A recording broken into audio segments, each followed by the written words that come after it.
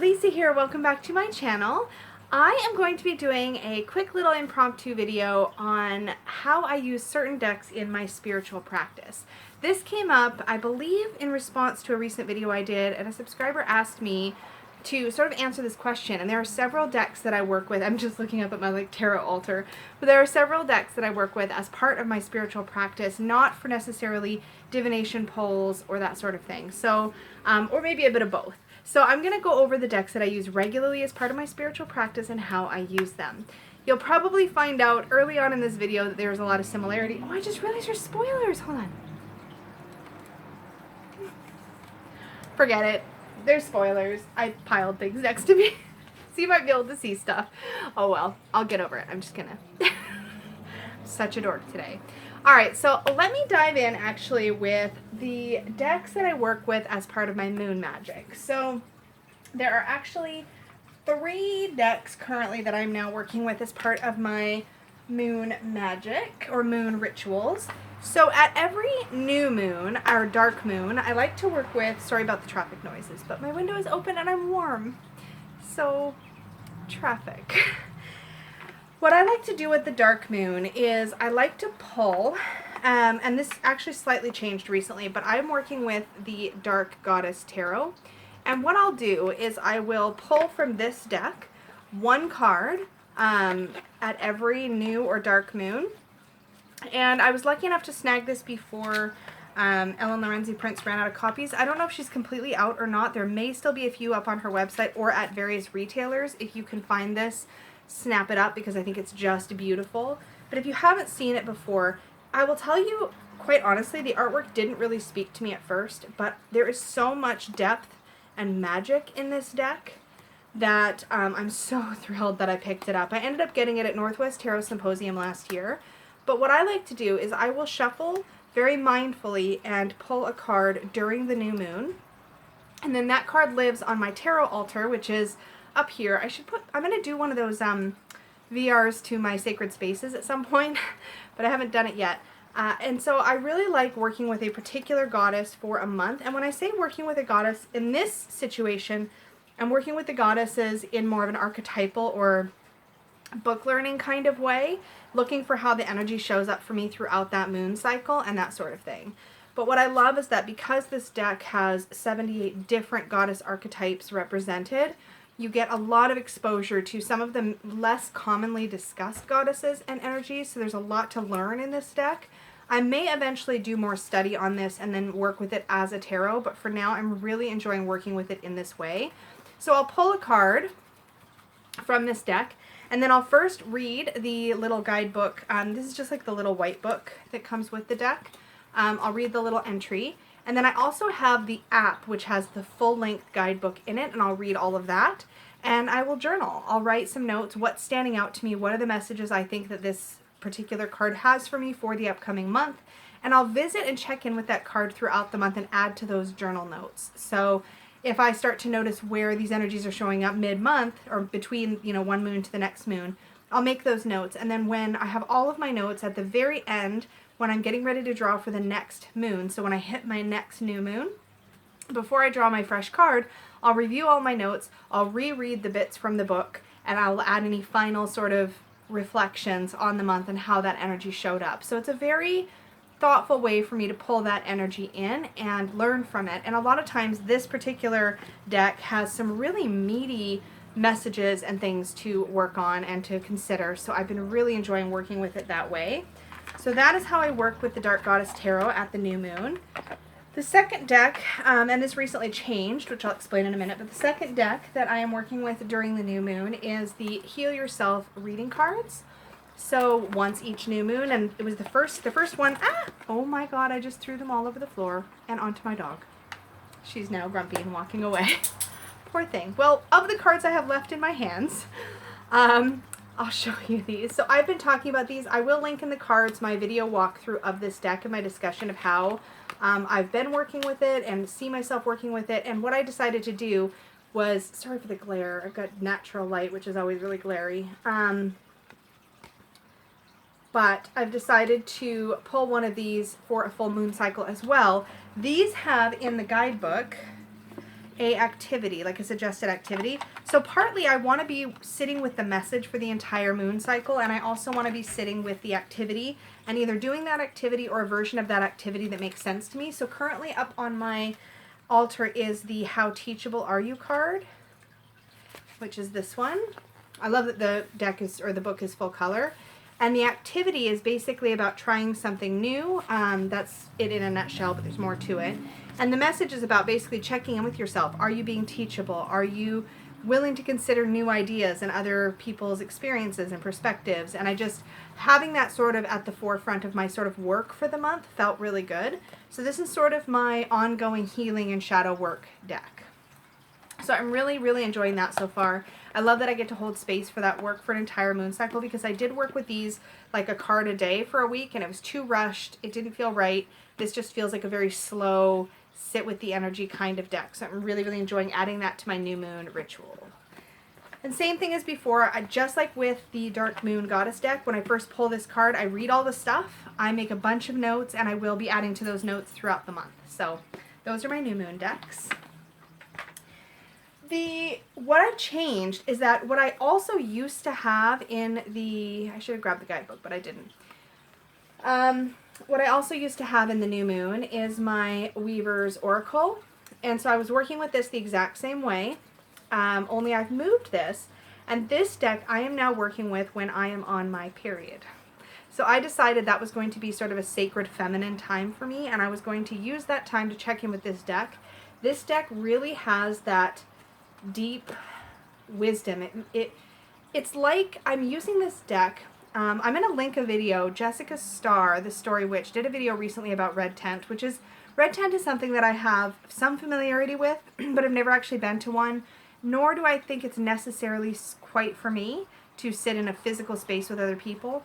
But this deck feels like my personal red tent deck, if that makes any sense. It's an opportunity to sit with a particular energy during that week that I am, feeling poorly and hormonal and whiny, and actually sit with the wisdom of that time, and to really feel like I'm checking in with elders. And these figures with their deep, deep stories feel very much like I'm sitting in a circle of elder women, and it feels a little bit like ancestry kind of work, but way further back, if that makes sense. And I'm really enjoying this. It was one of my favorite deck mods, by the way, because I edged this in all of the colors that I felt like matched this tapestry on the backings. So how I actually use these is I give them a really good, like, sort of hand-over-hand shuffle, or maybe even a rifle, but they're like this really interesting, like, soft, sort of flexible, silky feel. They're really hard to describe. But anyways, and when I'm all done sort of mixing them up, I'll put them back in the bag. And this is the bag that Peggy made me for them with the labyrinth on it. And I'll just sort of thumb through at the top here and pull one out like that. So, and I do that because in the book that came with this, actually I'm going to grab it because it's sort of within reach. So pardon me for just a moment. I keep all of these things nearby.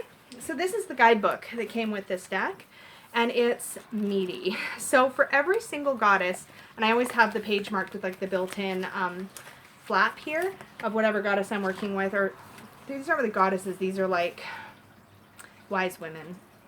But each one has 3 parts in the guidebook. You have a section here called Her Yarn, and this has like basically a story. And these stories feel very otherworldly. It's really hard to describe unless you've gotten your hands on this. And then they also have a section called The Braid, which talks about the symbols. The bold parts are the symbols you see represented in each card. And then at the bottom is her cloth, and this is sort of like her message or her meaning.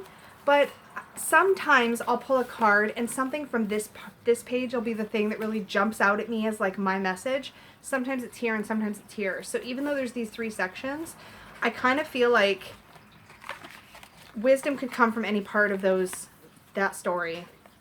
So I will pull a card, I will thoroughly read all of this, I'll make notes in it in my journal just like I do for the other cards. So this is what I'm doing during that particular week in my life. So that's how I've got these in my spiritual practice for that.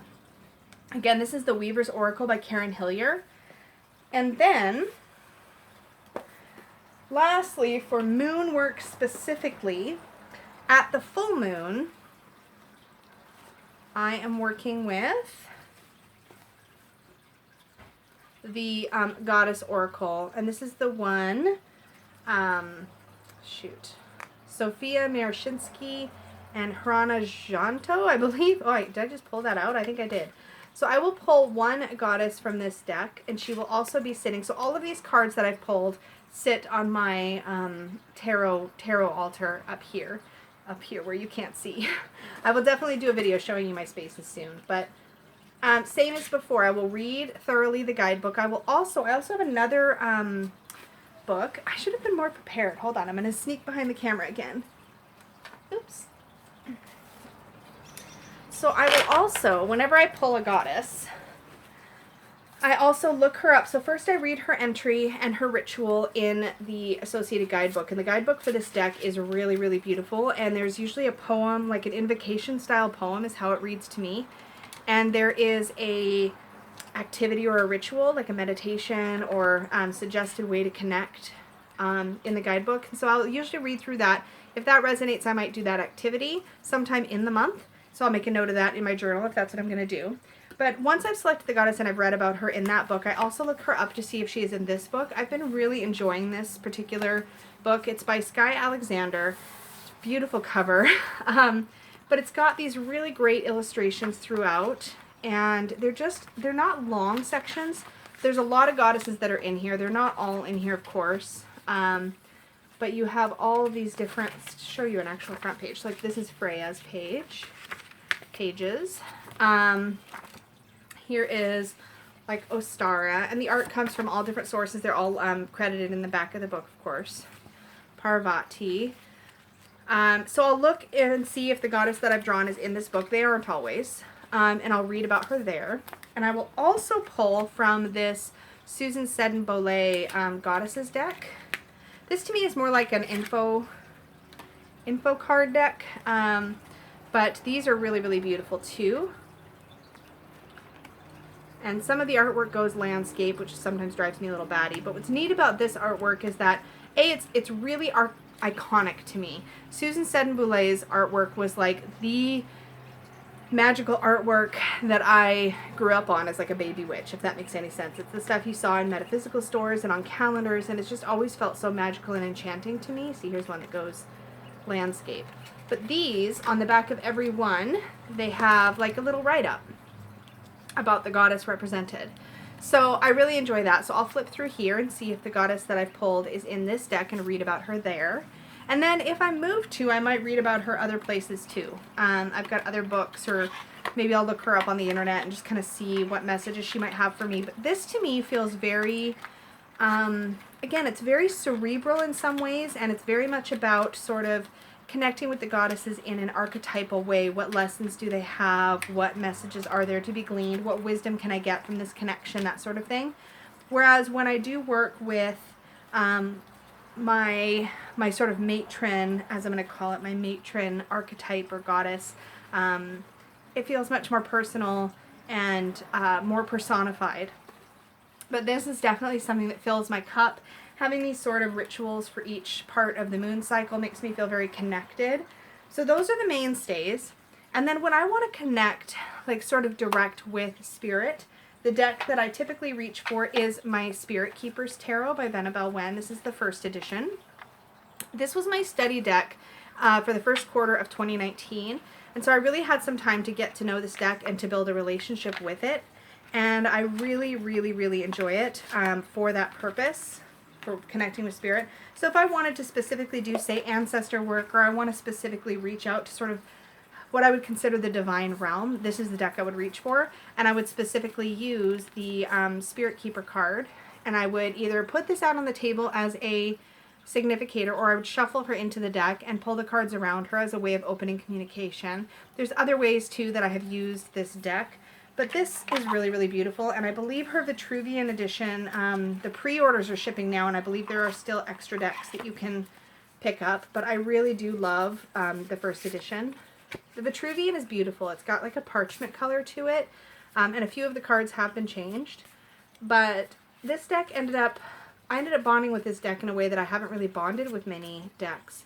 It's just really unique. I don't know how else to describe it. It's not a deck that I feel called to use very often, because when I feel called to this, it's for spell work, or it's for, like, this is the deck that I reach for if I want to hold an intent and have a card sitting out with a spell. This is always the deck I go to. I might go to other decks also, but this one is going to be included pretty much for sure because it just feels very charged and connected in that way. And I just really, really enjoy working with it like that.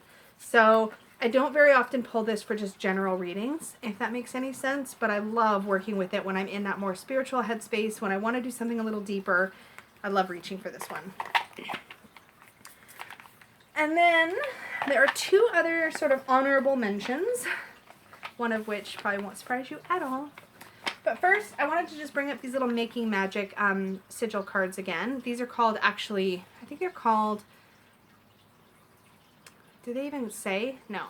40 card mini deck. It just says Making Magic, Manifesting Your Dream, Priestess Moon. These are still relatively new. They are by Rockpool Publishing, and they have a whole library of little mini, like, I think they call them affirmation decks, actually. What's neat about these is the backings are all the same, and I will link my video talking about these. But the fronts all have very different sigils on them. Sorry, I just want to set one aside because I'm working with it right now. But they all have different intentions on them. And I just I love setting these out as a placeholder for energetic intention when I'm doing a client reading. I also like holding intention for myself when I'm doing readings for me. And I've also been using them as part of my spell work or to just set focus. When I'm doing my writing, I've been using the Wishes Come True sigil. So that's been pretty much living on my table back there, which is set up because I'm trying to always make time to sit there with my little writing device and do some writing, trucking right along on that, which is great. But yeah, I love how easy this is to just like whip out and feel like I have a focal point for any magical workings that I want to do. So I really love this. And so I would consider this definitely a deck that has been incorporated into my spiritual practice. And last, but definitely not least, my little Atlantisite crystal. If you haven't seen these are gorgeous. I had never seen it until I saw it. You know what I mean? Until I saw it in a metaphysical store. It's called Atlantisite. And it's really great for really hearing, listening, and speaking. So it's with the purple and the green. It's, of course, going to be associated with both heart and with third eye or crown chakra, depending. And it's just got some really great funky energy. I love it. And it lives with my Mom's Tarot first edition. There's not a second edition yet, but I've heard word that there may be a second edition eventually, which I will probably also buy. This is actually the card that is exclusive to the first edition, the Illuminator. I love it. I want a big poster of it in my room, but there are no posters yet. I love this deck. This is the deck that I reach for when I need a little hug, when I need to connect, when I need to check in just for me, and I don't, it's like my go-to. This is my soul deck, so in a lot of ways it's like, when this is always out, it sits on my tarot altar like ready to go with the crystal sitting on top. I love its energy, I love its colors, I love the whole vibe of this deck. It just speaks right directly to me. And so when I pull cards from this, I feel like they speak my speak. And so it's a really, really easy go-to. If I'm between decks for some reason, like I tend to rotate my decks, but let's say I haven't really pulled out my next one yet, but I've put away the one I worked with last week, I'll reach for this. If I'm just not feeling whatever deck I'm working with for some reason, I'll reach for this. If I just need to know that I'm going to get a reading that's going to resonate, I'll reach for this. If I just don't want to fuss around. You know, sometimes you have those days. So because this is such a part of my regular everyday sort of toolkit, I guess you could say, I can't not consider it a part of my spiritual practice. But I use it like a tarot deck. Like I just use it as a check-in. Oh, I could look at these images all day long, and I'm sure you guys are sick of seeing it on my channel, but it's so freaking cute. And you may still be able to, there's a new deck that Joanna Nelson has recently done called The Whispering Spirits. It's beautiful. It's in a very similar style, but it has a personality all of its own. I think it's too late to back the Kickstarter, but it's probably not too late to pre-order or to keep an eye out, because I'm sure there'll be some extra decks available for purchase. Probably not at the Kickstarter price, but that's okay, because Joanna Nelson's art is worth it. So there you go. Those are all of the decks. The only other one, actually there's one more that I'm going to give an honorable mention to, and that is my Guardian Tarot. I do think this one's probably going to be being unseated fairly soon as far as my go-to self-care deck, just because there's so many decks now that do this for me. But this is the deck that I did my year ahead spread with, so I keep it handy because whatever card is my card of the month is always on display also in my sort of tarot altar-y space. Beth Salinen's art is really different, and the Guardian Tarot is really, really unique. I think people either love it or they have a really visceral negative reaction to it. What really sold me on this deck was I love that you can see the texture of the paper that this was painted on. But what sorry, I interrupted myself. But what sold me on this actually was the little guidebook, because the guidebook is so well done, and it comes at, I've even like edged mine in marker so I can easily find the cards. But every little card has a message that to me relates back to self-worth and self-care. There's something about the way she put this guidebook together, the way the writing was done, that gives this whole deck that self-worth, self-care feel. And so it's still sort of my go-to for that. So it's perfect for me for like my year ahead spread. It was the perfect deck for me to reach for. It really topped my list last year as my go-to for self-worth and self-love and that sort of thing. So yeah, I can't say really enough good things about it. It's beautiful. It's in this really great little box. This was a Shipper Red Feather, I believe. Yeah, this was a Shipper Red Feather publication. And I just love it. I have a little piece of polished petrified wood that lives with this deck because it's, of course, a Tree Guardian deck. And it's just very soothing to me to have, and so I always have it. So I actually keep this little basket next to, sort of near my bed. And this basket is where all my sort of spiritual path, like spiritual practice decks live. So I keep my moon decks in here. I keep my, I don't keep this one in there, but I keep all the ones that I work with regularly in there, including my Guardian Tarot and all that kind of stuff. So that is it. Those are the decks that are really incorporated and embedded into my spiritual like practice and routines. Do you have decks you work with as part of your moon magic, as part of ritual, or as part of spell work? Are there specific decks that you reach for as part of your spiritual practice? I would love to hear down below. Hit me up with a comment. As always, remember you can book a reading with me anytime. Just click the link down below for my Etsy shop. Remember to click like and subscribe and hit the little bell to be notified of my future videos. I make videos pretty much really regularly every Tuesday, Thursday, Saturday, Sunday. So I put a lot of content out weekly, almost every single week. So hang out with me. We'll do fun things, and I will talk to you all again very soon. See you later, guys.